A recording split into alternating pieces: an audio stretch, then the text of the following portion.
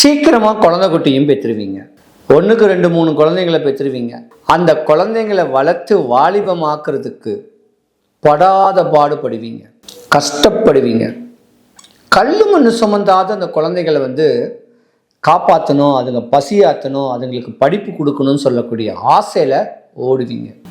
சொந்தம் பந்தமே, ஏன் உங்கள் மாமியாரே உங்களுக்கு அகைன்ஸ்டாக தான் இருப்பாங்க, உங்கள் கணவரே உங்களுக்கு அகைன்ஸ்டாக தான் இருப்பாங்க, கணவனுடைய அண்ணன் தம்பியும் அகைன்ஸ்டாக தான் இருப்பாங்க. அதோடைய விரக்தி எல்லாரையும் வெறுத்துருவீங்க. யார்கிட்டையும் லூஸ் டாக் விட மாட்டீங்க. உங்கள் குறிக்கோள் ஒன்றே ஒன்று, தான் பிள்ளைங்களை வளர்க்க. இதுக்கு இடப்பட்ட நேரத்தில் தகப்பனோ தாயோ இழக்கக்கூடிய ஒரு தருணமும் உங்களுக்கு உண்டு.